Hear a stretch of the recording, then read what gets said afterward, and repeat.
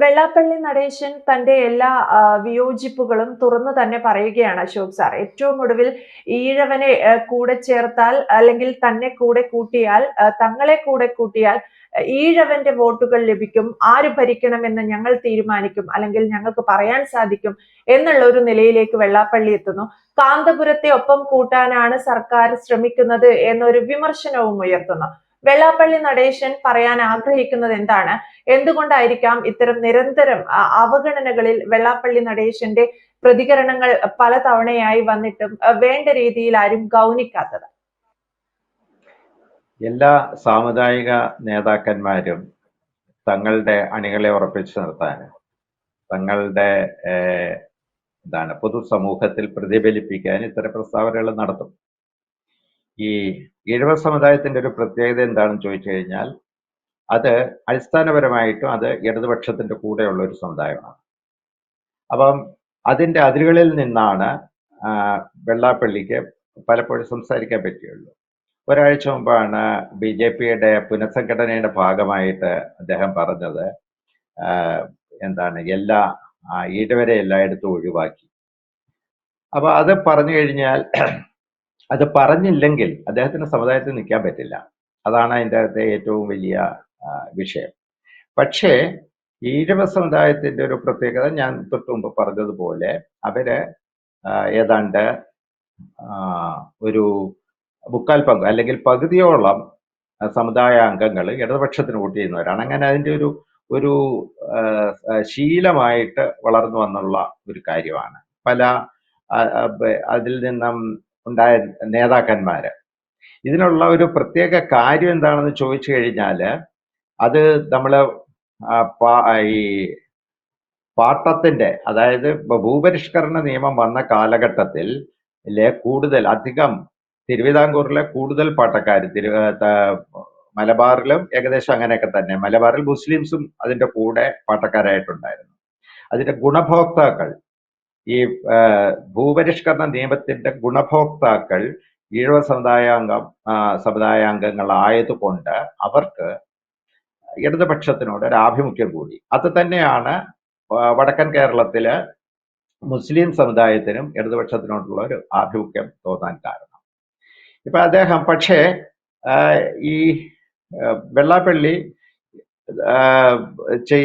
പറയുന്ന കാര്യം എന്ന് പറയുന്നത് അതൊരു പെരിഫറൽ ആയിട്ടുള്ള അല്ലെങ്കിൽ പുറമേ ഉള്ള ഒരു സംഗതി മാത്രമാണ്.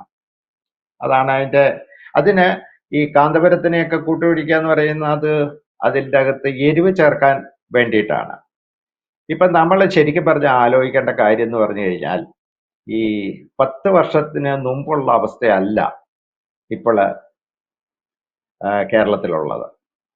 വെള്ളാപ്പള്ളി ഈ പറയുന്ന അതായത് ഈഴവ സമുദായം വളരെ ശക്തമായിട്ട് നിൽക്കുന്ന സമയത്ത് പോലും CPM EMS നമ്പൂതിരിപ്പാട് കുമാരനാശാൻ പട്ടും വളയും മേടിച്ച ആളാണെന്ന് പറഞ്ഞ് കളിയാക്കിയിട്ട് പോലും ആ തെരഞ്ഞെടുപ്പിൽ ഇടതുപക്ഷമാണ് ജയിച്ചത്.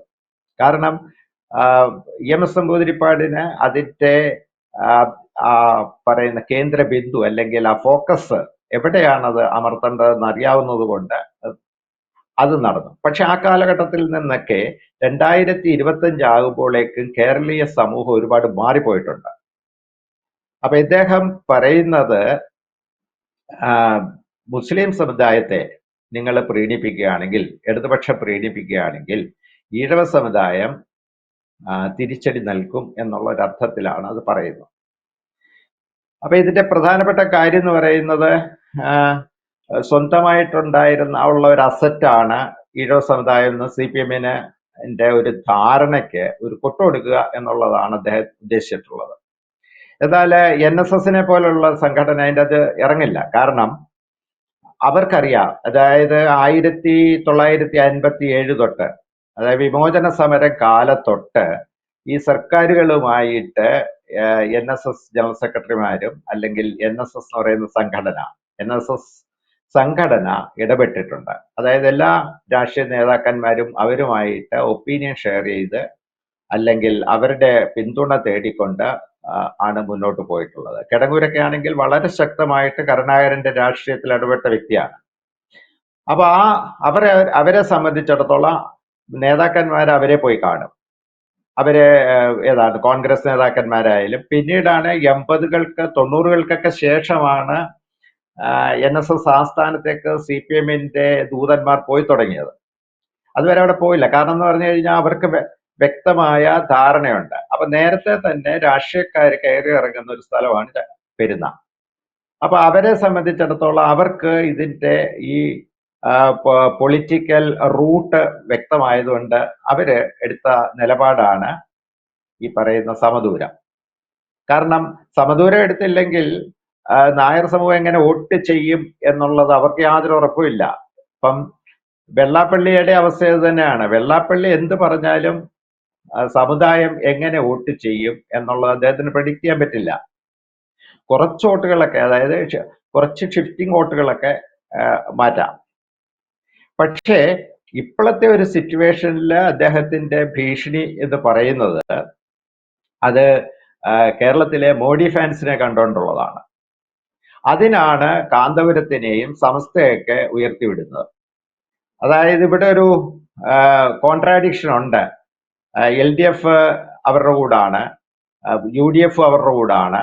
അങ്ങനെ വരുമ്പോൾ ഒരു പക്ഷേ BJP-ക്കാരിങ്ങനെ ജയിച്ചു വന്നേക്കാൻ ഇടയുണ്ട്. അപ്പൊ നമുക്ക് അവിടെ ഒരു പിടി വേണമല്ലോ. അപ്പൊ ആരെങ്കിലുമൊക്കെ ജയിച്ചു കഴിഞ്ഞാൽ ഈ സാമുദായിക ജനറൽ സെക്രട്ടറി പറയും എന്റെ വിജയമാണ് എന്ന് പറയും. പക്ഷേ ഈ പറയുന്ന വോട്ടുകൾ, അതായത് ബോഡി ഫാൻസിന്റെ വോട്ടുകളായിരിക്കും കേരളത്തിലെ BJP-ക്ക് എന്തെങ്കിലും കോൺട്രിബ്യൂഷൻ കൊടുക്കുന്നുണ്ടെങ്കിൽ കൊടുക്കാൻ പോകുന്നത്. അല്ലാതെ ഏതെങ്കിലും സമുദായം പറഞ്ഞിട്ട്, നായർ സമുദായമോ ഈഴവ സമുദായമോ പറഞ്ഞിട്ട് ഈ വോട്ടുകളെ ഷിഫ്റ്റ് ചെയ്യത്തില്ല.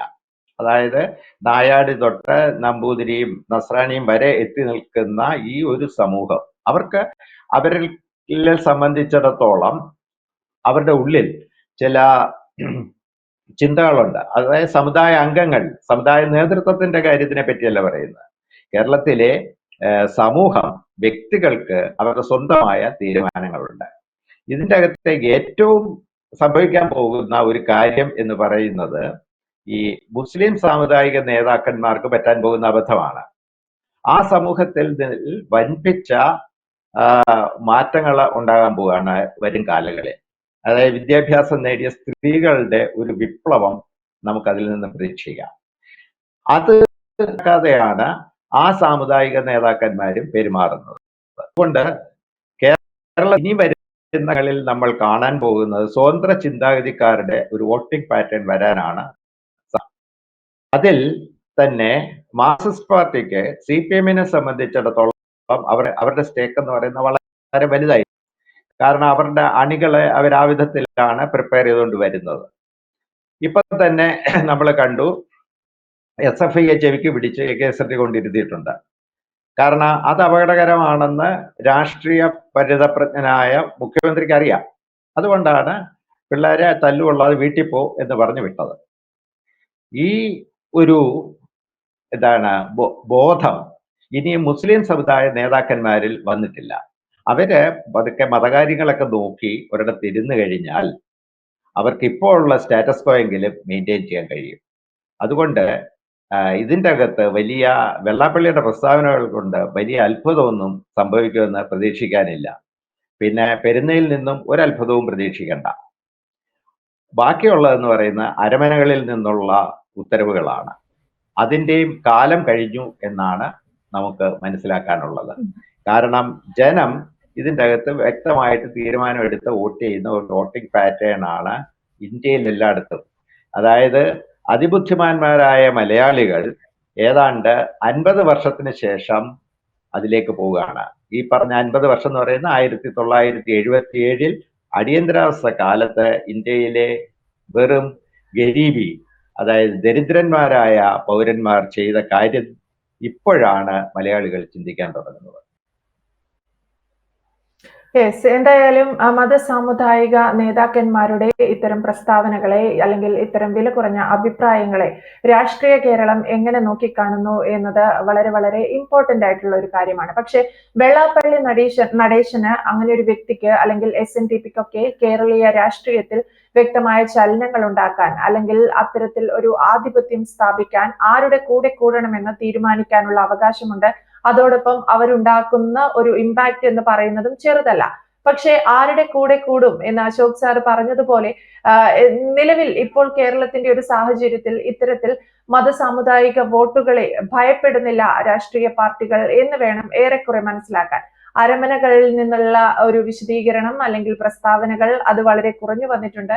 അത്തരത്തിൽ അവരൊതുങ്ങിയിട്ടുണ്ട്. അപ്പോൾ ഈ മതസാമുദായിക നേതാക്കന്മാരുടെ ഇത്തരം പ്രസ്താവനകൾ വലിയ ഇമ്പാക്റ്റുകൾ ഉണ്ടാക്കിയിരുന്ന ഒരു കാലം കഴിഞ്ഞു എന്ന് വേണം കരുതാൻ. വ്യക്തമാണ്. Thank you Ashok sir.